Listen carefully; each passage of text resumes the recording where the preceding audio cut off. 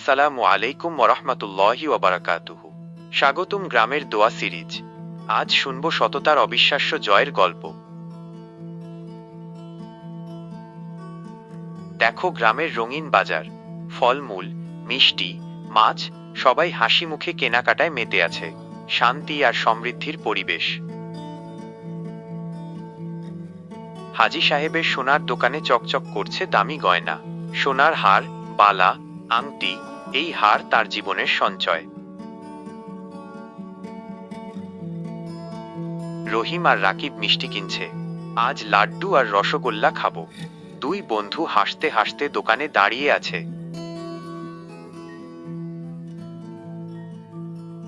হঠাৎ ভয়ঙ্কর চিৎকার, চোর, চোর, আমার সোনার হার চুরি গেছে।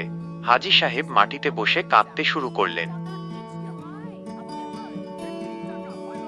সেই সোনার হার ছিল হাজী সাহেবের স্ত্রী সন্তানদের ভবিষ্যৎ। কে করল এই ভয়ঙ্কর পাপ? পুরো বাজার থমকে গেল।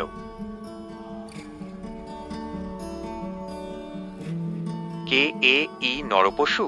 অবশ্যই ধরতে হবে, কঠিন শাস্তি দিতে হবে। গ্রামবাসী রাগে ফেটে পড়ল, সন্দেহ ছড়াতে শুরু করল। রহিম চিন্তিত চোখে সব দেখছে। কিভাবে এই রহস্যের সমাধান করব? আল্লাহ আমাকে পথ দেখান, মনে মনে প্রার্থনা করল।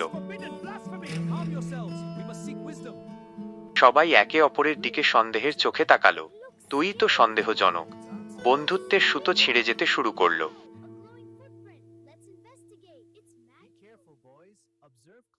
রহিম দৃঢ় কণ্ঠে বলল, আল্লাহ সব দেখছেন, সত্য অবশ্যই প্রকাশিত হবে।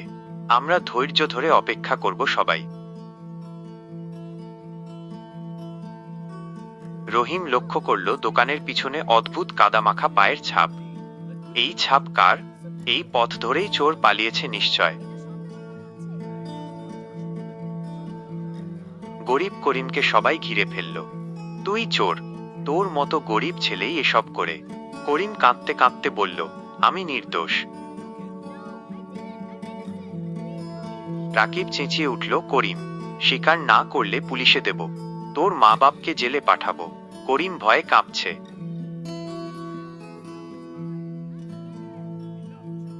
রহিম সাহস করে সামনে দাঁড়ালো। আস্তে বলো, প্রমাণ ছাড়া কাউকে চোর বলা যায় না। ইসলামে এটা মহাপাপ, সবাই জানো। রাতের অন্ধকারে রহিম লণ্ঠন জ্বালিয়ে একা তদন্তে নামল। পায়ের ছাপের পথ ধরে চলল। সাহসী ছেলের একক যাত্রা শুরু।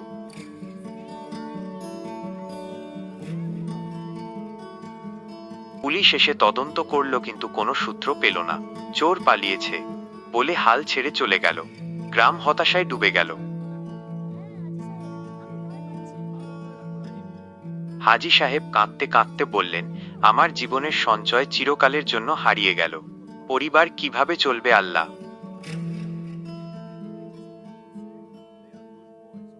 রহিম মসজিদে গিয়ে কুরআন খুললেন।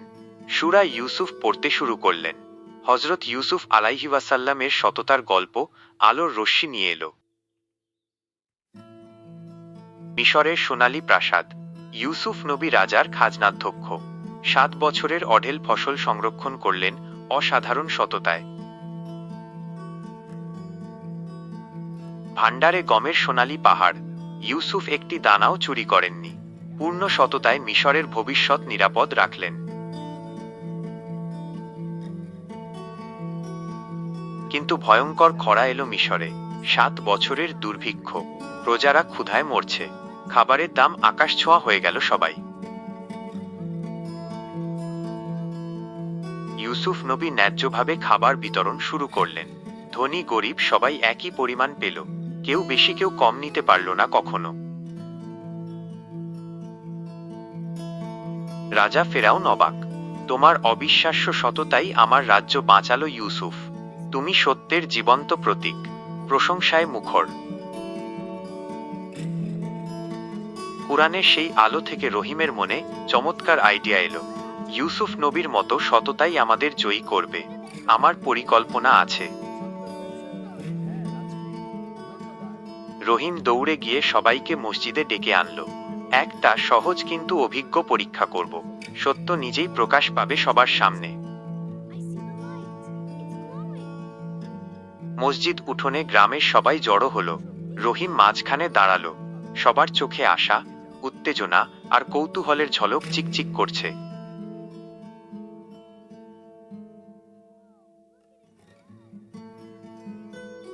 শুনুন সবাই, একটা খুব সহজ পরীক্ষা।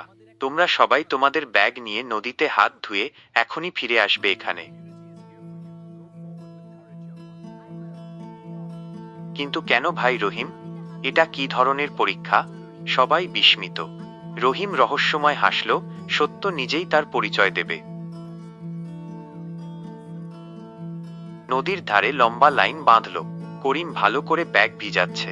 রাকিব তাড়াহুড়ো করে ধুয়ে ফেলল। সবাই ফিরছে একটু একটু করে। 1 ঘন্টা পর সবাই ফিরল। রহিম শান্ত চোখে একটা একটা করে ব্যাগ দেখছে। উত্তেজনার চাপ চরমে পৌঁছালো। কি হবে এখন? করিমের ব্যাগ পুরোপুরি ভেজা। সত্যি নির্দোষ ছেলে ভালো করে ধুয়েছে। নির্দোষের বিশ্বাস তার কাজে ফল দিল স্পষ্টভাবে। রাকিবের ব্যাগও ভিজেছে, কিন্তু পুরোপুরি নয়। তাড়াহুড়ো করার ফলাফল স্পষ্ট। রহিম শান্ত মনে পরীক্ষা চালিয়ে যাচ্ছে। প্রথম 25টা ব্যাগ সব ভেজা। সবাই নিশ্চিন্ত হয়ে রহিমের দিকে তাকালো। কিন্তু শেষ 25টা ব্যাগ এখনো পরীক্ষা বাকি রয়েছে। রহিমের চোখ ছোট হয়ে গেল। 34 নম্বর ব্যাগ একদম শুকনো। কোনো পানির চিহ্ন নেই। সত্য প্রকাশের প্রথম আলো জ্বলে উঠল। রহিম ধীরে ধীরে শুকনো ব্যাগটা তুলে ধরল। সবার চোখ সেই ব্যাগে স্থির। এই ব্যাগের মালিক কে? সত্য বলুন এখনই। এই ব্যাগ আমার। আব্দুর রহমান চাচা কাঁপা গলায় বললেন। সবাই হতবাক। গ্রামের ধার্মিক চাচা চোর? এ কি অসম্ভব ঘটনা! চাচা মুখ ফ্যাকাশে। না রহিম, ভুল হয়েছে। আমি ভালো করে ধুয়েছি, কিন্তু প্রমাণ অকাট্য। সবাই চুপ করে রইল। চাচা আর দাঁড়াতে পারলেন না। হঠাৎ মাটিতে পড়ে কাঁদতে শুরু করলেন। আমি পাপ করেছি। শয়তান আমাকে ফাঁদে ফেলেছে। সত্য প্রকাশিত হল। রহিমের অসাধারণ বুদ্ধি আর ইউসুফ নবীর সততার পথ অনুসরণ করে চোর ধরা পড়ল। আল্লাহ সত্যের সঙ্গে। গ্রামের সবচেয়ে ধার্মিক বলে পরিচিত চাচা চোর ছিলেন। এই ঘটনা সবাইকে শিখিয়ে দিল, চেহারা দিয়ে বিচার করা যায় না কখনো। করিম নির্দোষ প্রমাণিত হল। রাকিব লজ্জায় মাথা নিচু করে দাঁড়িয়ে আছে। সবাই রহিমকে জড়িয়ে ধরল। তুমি আমাদের বাঁচালে ছোট ভাই। হাজী সাহেব সোনার হার ফিরে পেলেন। চকচক করছে আবার দোকানে। আল্লাহ তোমার সততার পুরস্কার দিয়েছেন রহিম। কৃতজ্ঞতায় কাঁদলেন। চাচা মসজিদে গিয়ে সজদায় পড়লেন। ইয়া আল্লাহ, আমার এই ভয়ঙ্কর পাপ ক্ষমা করুন। আর কখনো ফিরব না এই গুনাহে। কান্নায় ভেজা তওবা। গ্রামবাসী চাচাকে ক্ষমা করল। আমরাও গুনাহি।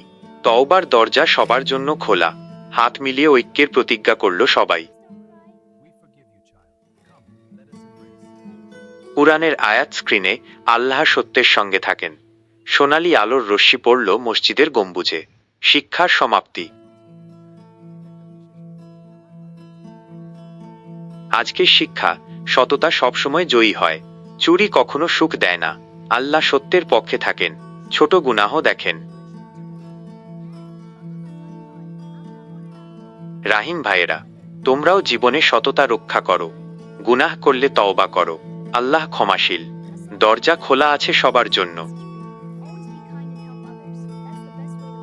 ভিডিও ভালো লাগলে লাইক করো, সাবস্ক্রাইব করে বেল আইকন চাপো।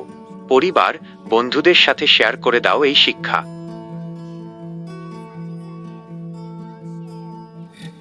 কমেন্টে জানাও তোমার জীবনে কোন সততার গল্প আছে, কোন গুনাহের জন্য তওবা করতে চাও। আমরা সব পড়ব আর দোয়া করব। নতুন শিক্ষা নিয়ে দেখা হবে। আল্লাহ হাফেজ। সবাই ভালো থেকো আর সততা রক্ষা করো।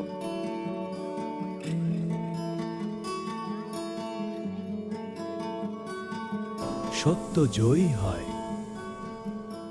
সততা রক্ষা করো।